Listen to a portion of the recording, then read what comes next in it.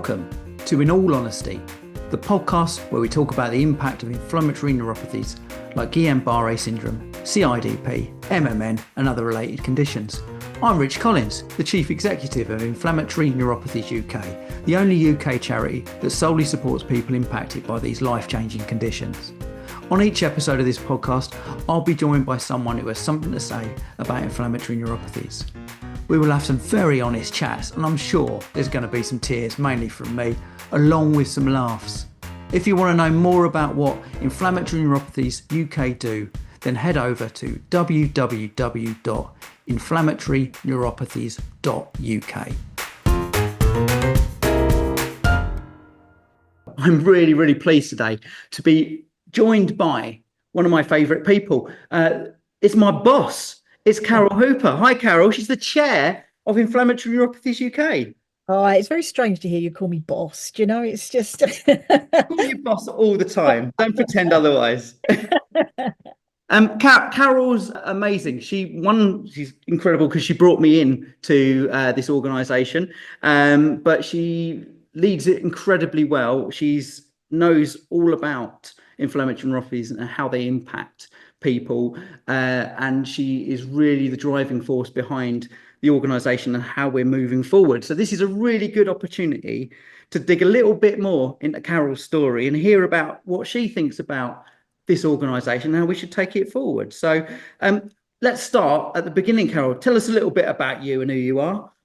So Carol Hooper, now a retiree, which is a wonderful place to be. But my connection with inflammatory neuropathies goes back, my son's just turned 33, so it goes back 34 years when I was 12 weeks pregnant and found out that I had Guillain-Barré. And leading up to that diagnosis, we were just putting everything down to really being pregnant. And my husband was saying, crikey, I can't go through 9 months of this because I was just getting more tired, lethargic. And I went into work one day. I worked for NatWest at the time and went into the office and I couldn't lift my legs up. And I was literally having to get hold of my legs to help me walk, and the occupational nurse put me in one of the side rooms and then they sent me home. But I drove home. I mean, crikey, how the heck I drove home, I do not know, because I couldn't feel my legs. But I drove home and then I went to see my lovely local doctor, a guy called Dr. Bond. And he at first was saying, have you got, deficiency in iron, and connected with the pregnancy. And so then sent me home. And that was on the Friday night. And on the Saturday morning, he knocked on the door and he said, I've been thinking, he said, I think we need to get you to the hospital. I mean, doctors didn't come out then anyway. No. But he had the foresight. He knew something wasn't quite right. And so I went up to Basildon Hospital. And again, fortunately for me, Guillain-Barré was mentioned on that first day. So one of the doctors that saw me mentioned it. But those, others that have had the condition or CIDP, you have to eliminate things before you can then actually, get to the point that, you've got GBS. So, I went into Basildon Hospital, 12 weeks pregnant, had my lumbar puncture, and then rapidly went downhill. And then for me, it went the whole body, completely paralysed, couldn't blink. My breathing was becoming so shallow. The thing for me with the pregnancy was the doctors were saying if we put Carol on a ventilator, the likelihood was that I was going to lose the baby. So they held off on the ventilator and the breathing was becoming more and more shallow. There's about 2 weeks of my life where I really don't remember. That's when I was at my worst. But there was a bit of a challenge going on between the physiotherapists and the clinicians. And I'm glad they both won out in their own ways. But the physiotherapists just kept saying, we have to keep her moving. And the clinicians were obviously saying she's not got enough energy, breath, to do anything. But apart from that sort of 2 week period, which is vague, the physiotherapy team would take me down to the hydrotherapy pool every single day to make sure that all my limbs, and I'm adamant that that is a big part of why I recovered so well, because nothing was left to just go stiff and not move. I had plaster casts on my heels because your Achilles, once your Achilles drop, that was a concern again, because I had, a growing belly, and as the baby was getting bigger. So I had a plaster casts on my feet to keep the Achilles up. But then it was mainly hydrotherapy that I was having initially down in the pool at Basildon. And again, lucky that they had the hydrotherapy pool in Basildon Hospital. So I was in there for 19th of October. I went in and didn't come. They let me out for Christmas. I was able to come home in a wheelchair for Christmas, and I eventually got discharged at the end of January. But life changing, life changing. So you went in at 12 weeks pregnant, Mm. and you were in there for 3 or 4 months. Yeah, yeah, So that's yeah. a big chunk of pregnancy. Yes, yeah. Your pregnancy, I guess, is defined by GBS. And I still can't. I couldn't disassociate the two, even though everybody was telling me this is nothing to do with the pregnancy. We'll sort of talk in a while a little bit sort of about sort of current state and future state, but we made the well, I made the decision, and Alan, my husband, went with it. I can't have any more children. I just could not disassociate the two. And at the age of 30, the pair of us, first child, really excited as new parents. With, we were looking forward to it. And then this is the first, and we wanted a second, but that just out the window, completely out the window. I just could not disassociate the two. And because as I was getting bigger, the pregnancy was going on, we got to 20, 24 the weeks, the cut-off period was coming close for termination. And I went down and I had the scans, and they couldn't see all of the baby's spine because he wasn't moving, because I wasn't moving, he wasn't moving. And so they said, we need you to come back, which was right at the cut-off point. And, Alan and I were having the conversations of, well, do we keep, do we terminate, and whatever people's beliefs and morals and thoughts are on that. We were going through everything. Is it right for us? How am I going to be when I come out? And we hadn't made any decision. We went down and I had my scan, and they said to me at that point, we're telling you what we would tell anybody coming in at this point. Everything looks normal.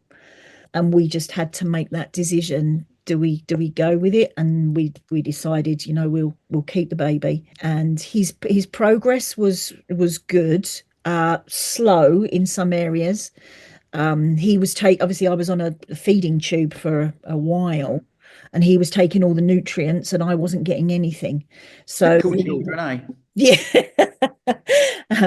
He still does it now with his head in the fridge, but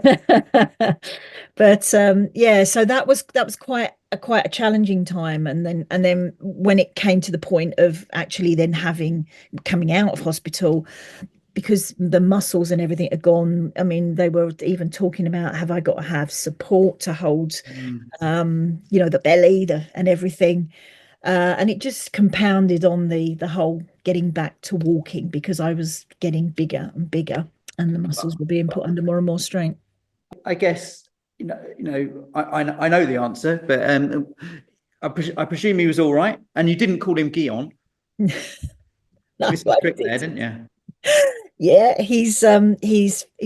He's absolutely fine. I didn't call him Guillain, but I did call him Reese Hoddle. Could have been Barry. I'm a huge Tottenham supporter, and Glenn Hoddle is my god and idol. And when I went to register him, Alan didn't know anything about it, and I registered his name as Reese, and he said a middle name, and I was oh my god, and I said Hoddle. And he just looked at me over the top of his glasses and he said, I assume that's after Glenn. And I said, Jen, I thought, yeah. And you look scary, Mr. Registrar, but I've got to tell my husband this, you know. So. um, is Reese a Spurs fan? Absolutely. Oh, that's all right then, isn't It was it? never going to be anything else. And Well, my, I and my, suppose that's how it my works. grandson now he will also be a Spurs fan. Yeah. So grandson. So how old's he? So Lockie George Hooper is 14 months old. We 14 just, months.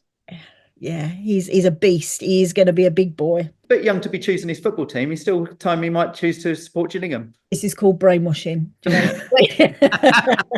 Well, good on you. Well, the important thing is that you came out of it reasonably all right. Reese came out of it all right, and the whole family came out of it as well as can be expected. But obviously, the impact on your life is significant. It's defined your pregnancy, which is probably the biggest thing you're going to go through anyway in your life, bar from marriage and other big events. It's a big thing for a lot of people. So, do you think GPS has impacted or steered your life? Without a shadow of a doubt.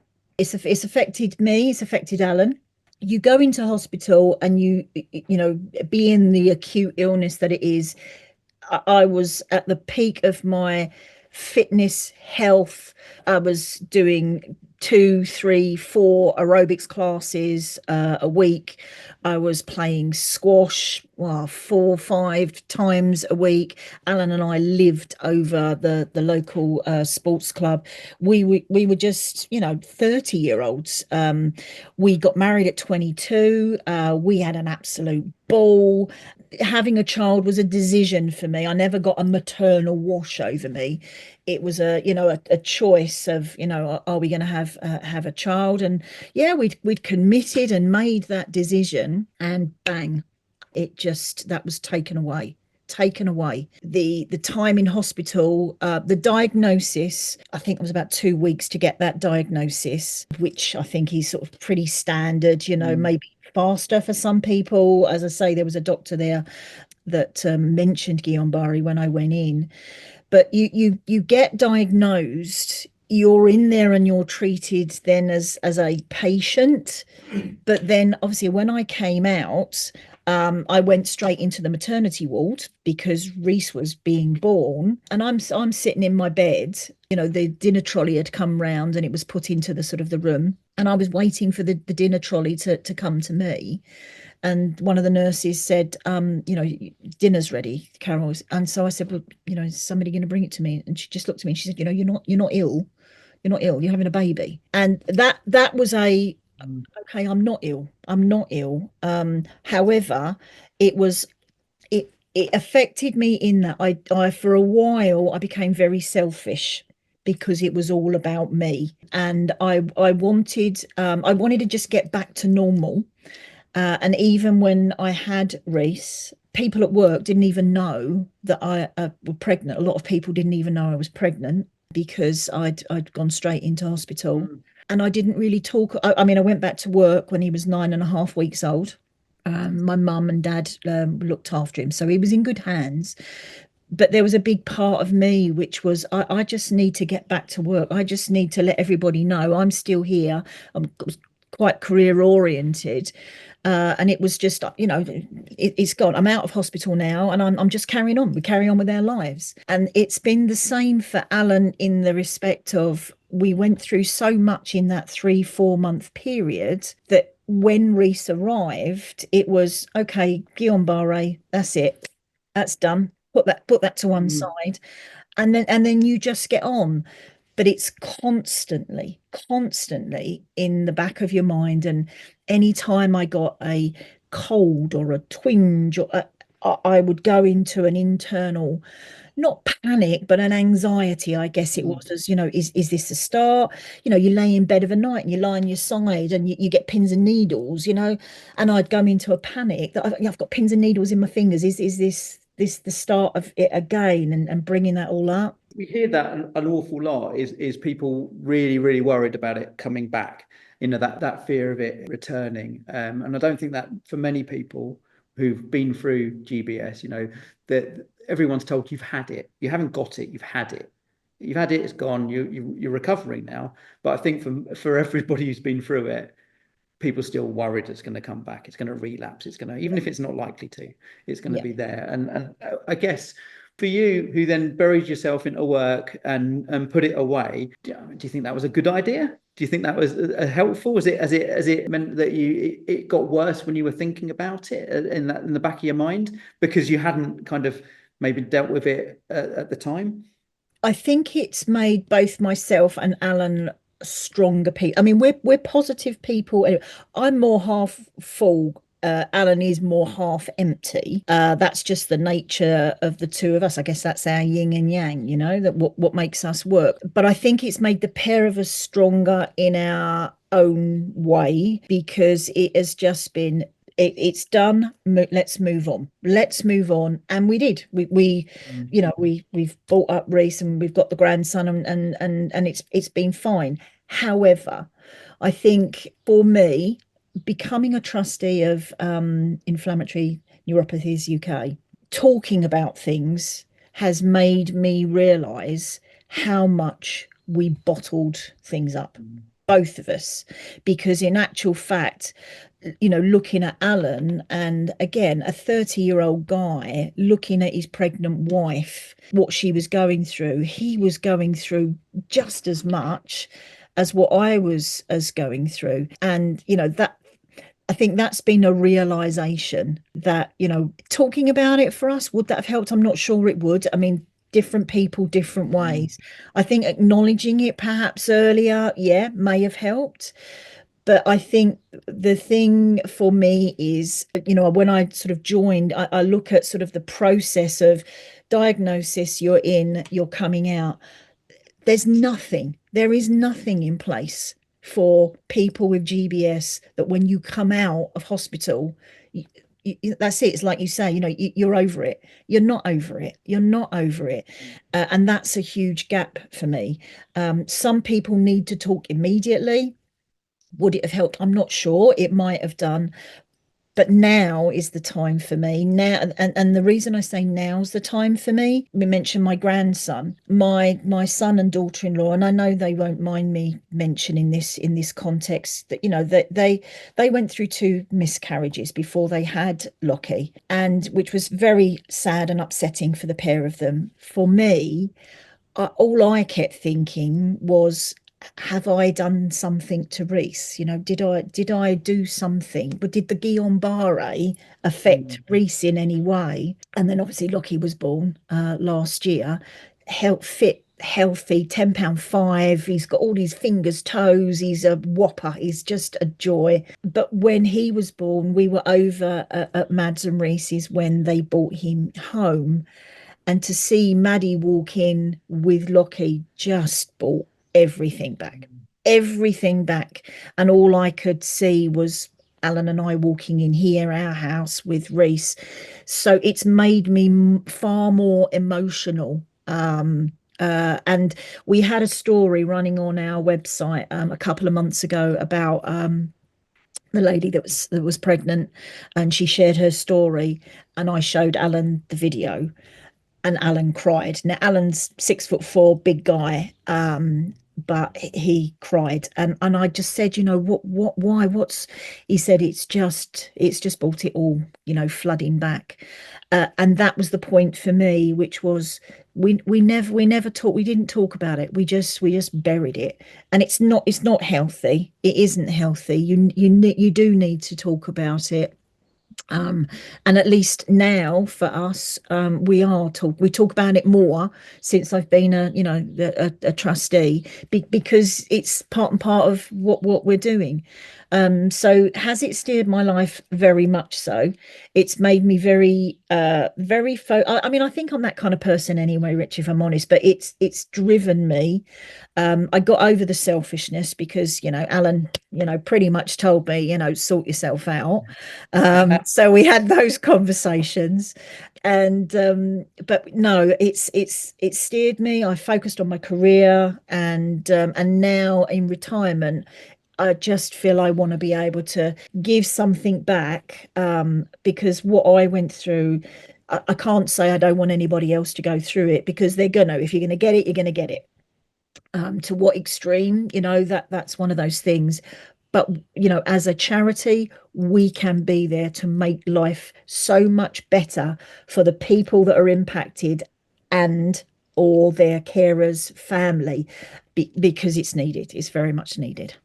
So your case was what, 30 years ago, 30 odd years ago. Yeah. Did you turn to the equivalent of gain, whatever it was at that time? I did. So when I came out, I guess that was my realizing I needed to talk about it. And so in the hospital, the nurses had given me some leaflets about the Guillain-Barré support group, and then the local branches that were running. And there was a branch in Rayleigh. And I said I wanted to go. I chatted to Alan. He said, I don't think I can go. And I said, fair enough. So my dad came with me, and we went to the support group, and it was packed. There was a lot of people there, but it wasn't for me at that time. You could see the good it was doing, because there were so many people talking, and that was their way of venting and sharing and coming to terms. The thing I think for me was I got my head set on going back to work, and it was just another reminder for me of I've got this condition. I've had it, but I'm still got it, and I was kind of still burying it, Rich, if I'm honest. I did go to the support group. Wasn't for me at the time, but God, I'm so glad that Glenys, what she's done, and so amazed and thankful that we are where we are, and the charity has evolved to where it is today, because it's so much needed, and those people needed it at that time. Now's my time, really, of needing it.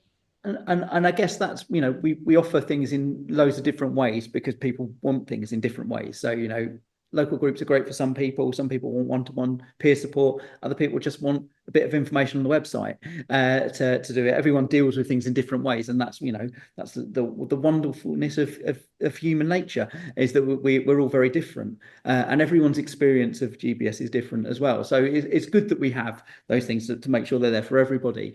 You mentioned becoming a trustee, and you've been a trustee of what was GAIN, is now Inflammatory Neuropathies UK, for it's about 5 years, is it? 4 or 5 years now, yeah. 4 or 5 years, yeah. So what made you go, oh, I'm going to go and do that? So, like a lot of people after COVID, I was still working full time. My job, I was sort of fortunate enough, I had a lot of travel with my job. And so that you were grounded, literally COVID, you were grounded. And then that's when I started to really reflect on, what I wanted, what I didn't want, where am I in my life? And it was very much, I'd always said, at the point that I can give the time, I wanted to give something back to Guillain-Barré. And working full time and internationally, I couldn't do it. And I actually applied before I retired to be I knew I was coming up retirement, and I retired early, but I actually knew I was going to finish, and so I actually applied because I thought there was two things. One, I want to give back, but also retiring, you've got to keep yourself busy, and I can just throw myself into the charity. And so I retired, and then I was accepted as a trustee. And then as soon as I was a trustee, just hearing how the charity evolved was incredible, from where Glenys had started to its sort of, as you say, when it was GAIN, how it had come along in that period of time. But for me, I just felt there was so much more that we could do, and there were gaps. And I know that the trustees as well were also feeling that there were more things that we could do. And I got the chance to become chair. So I've been chair coming up 2 years now. I did a sort of quick and dirty internal review of the charity just to get some feedback. And, you've been great in terms of being able to take that feedback, further, and getting so much more information from our members and others. But it was, we were small. how do we get our donations in? How do we get our fundraising? How do we get our name out there?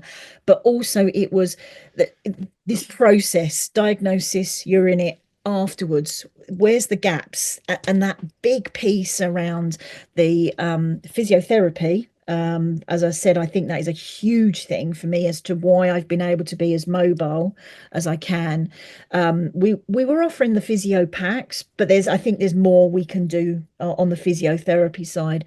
But this whole psychological piece around people wanting that support, be that one-to-one, be that groups, be that the sort of the local community groups. I'm very passionate about it. It has affected my life so much, and Alan's, and my family know, obviously, I have certain restrictions. I've never put myself in the disabled box. I don't feel I am. Certainly the left-hand side of me, that's my problem. My problem. Well, one of my problem areas, let's just say that. Okay. But that's my problem area. So I've got some restrictions, but I'm flipping lucky, Rich. I am flipping lucky, and I know I am. But so I'm passionate about it, and whatever support we can give to those impacted, or their families, and that, I just want to just do so much for them. I mean, this is the most exciting time. I think I'm incredibly lucky to be here when we're going through such a period of change and evolution. Obviously, we've literally just changed the name of the organisation. We're pushing forward with a new strategic approach and moving forward. And like you say, new emotional support service on its way very, very soon, later this month. We've got, working behind the scenes on what could be a new physio offer and how that's going to pan out. What are you most excited about with this new kind of resurgence within the organisation? I think it's the potential and the reach. There's not many people get Guillain-Barré. But I'm going to go, it's not just Guillain-Barré that we support. It's the CIDP, it's the MMN, it's the other inflammatory neuropathies. And it's getting that reach out there. We have a great lot of members. We've got quite a core of members, but it's not a lot. And there will be people across the UK that are suffering and may even not know about us. And that's not right. They may not want to take anything up from us, but to know that there is a charity that is there that can support them, be that financially through personal grants and things that we offer, be that just a voice on the phone, that they're having a bad day, be that a member of their family has been struck down with GBS, or is suffering as a result of one of the other conditions. Just knowing they can phone up and say, what do I do? Is this right? Who do I go to? It's just coming to us, because we will, your words, we will never turn anybody away. We may not be the right people, but we will never turn anybody away, and we can point them where they need to go if it's not us. But at the point they come to us, if they just need information, if they want more, I'm so excited that the reach is going to get bigger, the diversity of people. We know through COVID there were groups that didn't want their COVID jabs for whatever reasons. There's so much more that we can do to attract the different groups of people, but offering that level of support, whatever they need, when they need it, when is right for them, not forcing it down them, but when they need it. Yeah, absolutely. Never a wrong door, but I can guarantee you that there are people out there who are going through GBS, living with GBS residuals, who've got CIDP, who are going through treatment, trying to manage their condition, people with MMN who are doing the same, who will never have heard of either of Guillain or of Inflammatory Neuropathies UK. And it's my job to, under your oversight, to make sure that we reach those people. And I think the changes that we're making are really starting to see that. We're seeing impact and reach increasing day by day. So I think this is a real opportunity to have a much bigger impact on people and for people going forward. So you've been through it. You're the chair of the organisation. What's your advice to someone who's going through the similar thing to you? Probably not as going through with pregnancy, because that's pretty rare. Although it does happen, we do get it fed back. But somebody who's going through, let's say just had a diagnosis of GBS, are recovering in hospital at the minute. What's your advice to someone? Remain positive. Remain positive, because it does go. It does go. It does turn. But if you remain positive, if you can push for your physiotherapy, get the physiotherapy, keep yourself moving, and it does turn. And it does leave you. You're going to have some dark times. I wish I could say to everybody, I'm going to take that away from you, but you can't. You're going to have your dark times. There's going to be the times when you're going to think, this is it. Is life over? Is this how life is going to be? And I can't take that away. But in all of that, just keep positive. And my example is, when I was there was a lady in Canada. She did pass away. She had there were other complications associated. But in all of that time, I never once thought that I was going to die. I never once thought that I would never push the pram of the baby. It was total focus on, you got to get yourself moving, girl, because you got to get out of here. You've got to walk. You've got a baby. You're going to go back to work, and you need to support. And it was that positive thought for me that, again, I think was another big influence. And that is so tough. And I don't mean that to be flippant, because that's sort of, I guess, my state of mind. I lean that way anyway. So I don't say that lightly. Because it is tough, but if you can remain positive, and if your family around can offer that positivity, I think that's a big help. And look at you. That was 30 years ago. You've been an amazing mum. You got back to work. You had an incredibly successful and very high level, I should say. I'm very intimidated by you, Carol, as you know. You had a very high level career. You're happily retired with an amazing family around you. So it got better, didn't it? Absolutely. Absolutely. Yeah.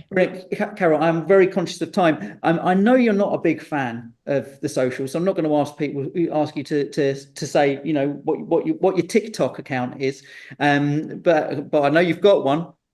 But we watch on my arm, you mean? Yeah. How can people get in touch or see what you're up to? The thing that I'm most active on is LinkedIn, and if you just look at my profile, Carol Hooper, look at my profile there. That's where I'm most active. And as a charity, we post on LinkedIn, and so I'll add my comments and thoughts and reposts on there. That's the best place to be able to follow. Carol, as always, you've been a superstar. Thank you so much for giving up your time and talking to me today. I'm really looking forward to continuing working with you over the next months and years as we take this organisation forward. It's very exciting time. So, and it's down to you and the rest of the board and all of our members and everybody else. That's why this organisation is the success that it is. So thank you very much, and we'll speak soon. Thanks, Rich. Thank you. You've just listened to an episode of In All Honesty, a podcast made by Inflammatory Neuropathies UK. It was presented by me, Rich Collins, and was produced by Chris Morton. To find out about what we're up to at Inflammatory Neuropathies UK, head over to www.inflammatoryneuropathies.uk or check out our socials at InflamNeuro UK. That's at INFLAMNEURO UK.